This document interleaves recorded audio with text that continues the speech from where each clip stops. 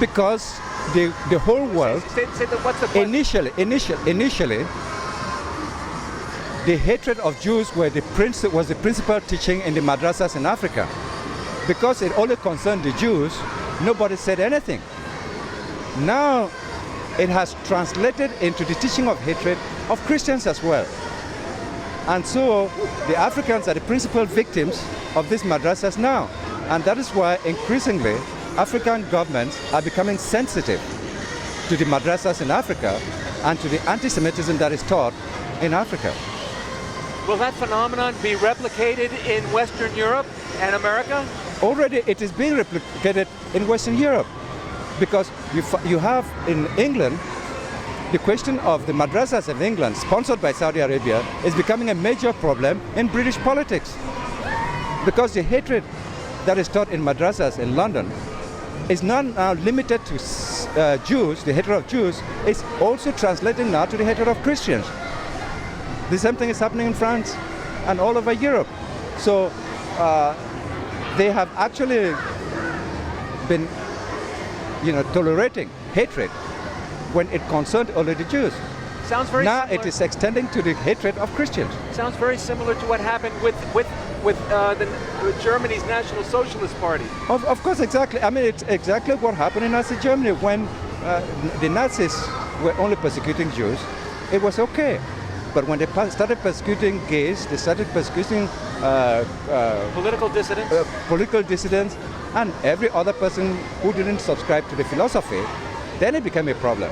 But then in all of Europe, Nazi socialism was tolerated as long as it was targeted towards the Jews.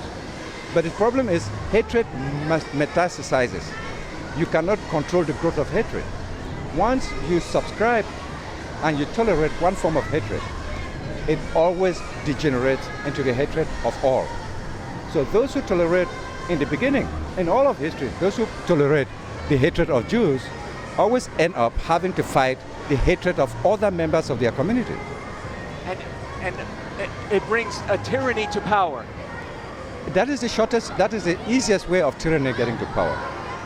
Anti-Semitism. Anti-Semitism is the easiest way of having tyrannical power. And in this case, is it anti-Zionism?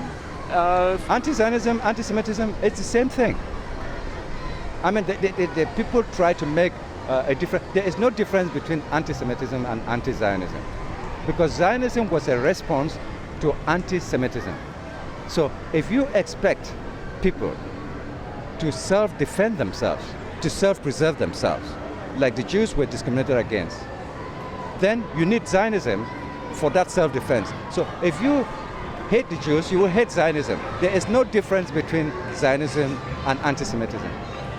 What about those who believe that Israel is oppressing or persecuting the Palestinians the way that the Nazis that's did? a result of propaganda.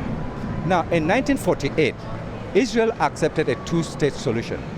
The Arabs rejected it, and the Secretary General... In 1947. In 1947, after Resolution 181 of the United Nations, Israel accepted two-state solution.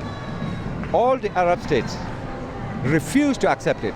And in fact, the Secretary General of the Arab League promised the annihilation of all the Jewish people in Palestine. In fact, the Arab League asked the Palestinians to leave Israel, to leave Palestine, so that they will have a free way to exterminate all the Jews.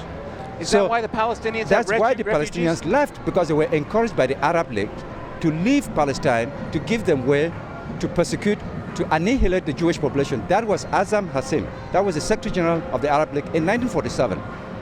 So the Jews have always accepted a two-state solution from the very beginning. It has always been rejected and why? by the Arab League and the Palestinians. Why have they rejected?